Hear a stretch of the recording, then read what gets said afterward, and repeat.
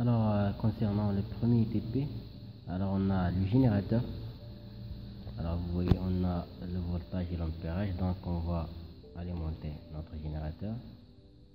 Donc il faut fixer la tension. Donc pour nous, on va choisir 8 volts.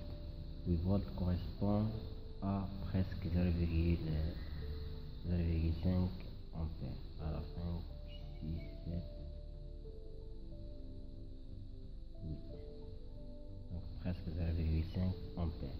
Donc le générateur a deux sorties, la sortie du courant et la sortie du signal de modulation. Donc le signal du courant, donc on va relier avec l'oscillateur.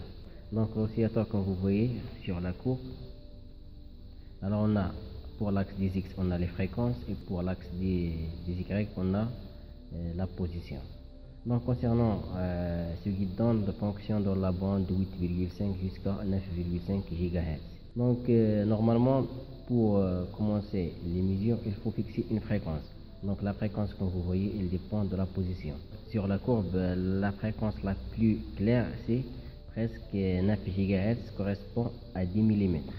9 GHz correspond à 10 mm. Donc qu'est-ce que je fais? Je passe vers la vis micrométrique de notre oscillateur. Alors on a une bande, comme vous voyez, on a une bande longitudinale et on a une bande transversale. Alors sur la bande longitudinale, on a chaque degré représente 1 mm. Chaque degré représente 1 mm. Et pour la bande transversale, on a chaque degré représente 0,01 mm. Donc pour nous, on va tourner la vis millimétrique jusqu'à tomber sur 10 mm. D'accord? Donc vous voyez qu'on a 0, 5 et ainsi de suite. Donc 0, 1, 2, 3, 4, 5, 6 jusqu'à 10 mm. Chaque degré représente 1 mm. Et pour la bande transversale, chaque degré représente 0,01 mm. Donc je vais tourner la vis jusqu'à tomber sur 10. Donc comme vous voyez, alors 10 mm ici. Donc je reviens pour 10 mm.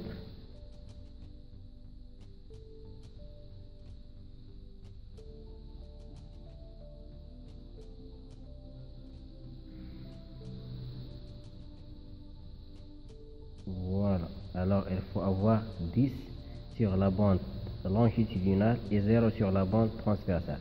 Par exemple, si je prends sur la bande transversale 5, ce qui fait que la position ici, c'est 10,05 mm. Si je prends par exemple 10, la position, c'est-à-dire 10,1 mm. Donc pour nous, on cherche 10 mm, donc il faut avoir 0. 10, donc, et sur la bande transversale 0.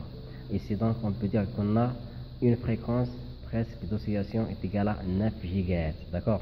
Donc l'oscillateur, après l'oscillateur, on trouve l'isolateur.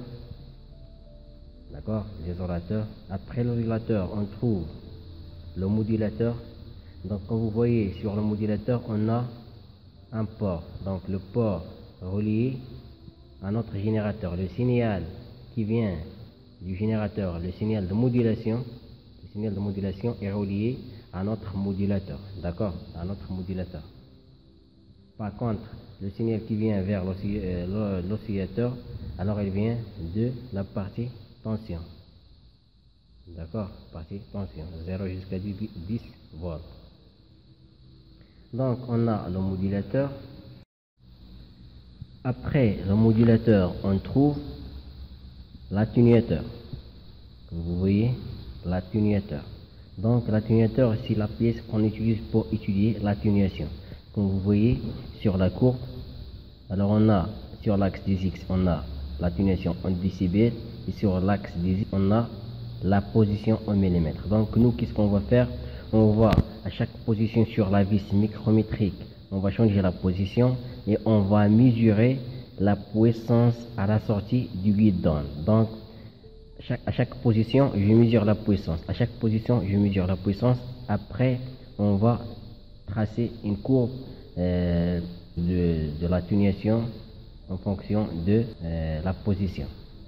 Donc, pour cette partie, normalement, qu'est-ce qu'on va faire? Dans un premier temps, il faut retirer l'atténuateur et mesurer la puissance directement entre le modulateur et la partie adaptateur.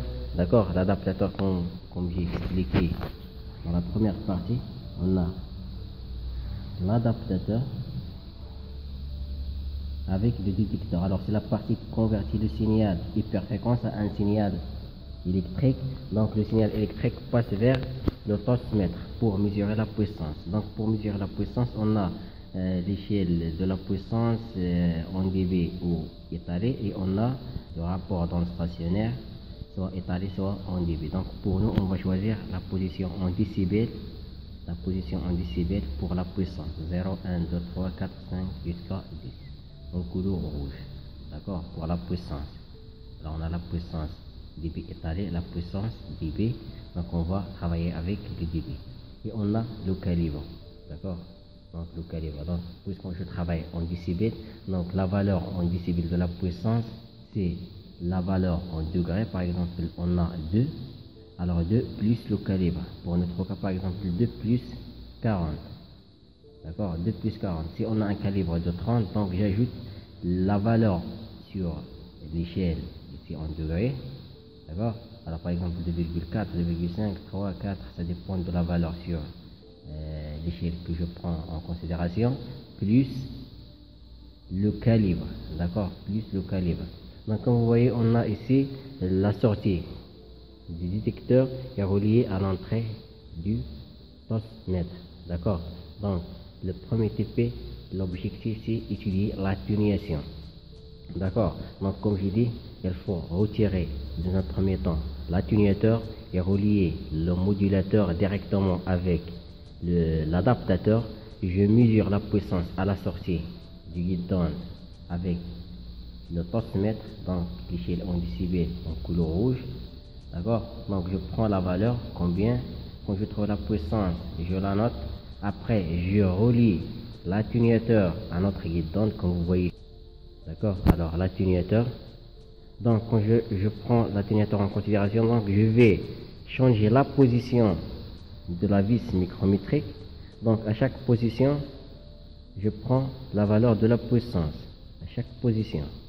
Donc à la fin, je vais tracer l'atténuation. L'atténuation, c'est la puissance avec l'atténuateur moins la puissance sans atténuateur. Donc l'atténuation, c'est la différence entre la puissance avec atténuateur moins la puissance sans atténuateur. La puissance avec atténuateur moins la puissance sans atténuateur. Donc à chaque position, donc concernant la puissance sans atténuateur, elle est constante. Donc qu'est-ce qui change? Elle change juste la puissance avec atténuateur. Donc je fais puissance avec atténuateur moins puissance sans atténuateur, elle me donne l'atténuation. Donc et je trace l'atténuation en fonction de la position. D'accord? C'est ça l'objectif du premier TP.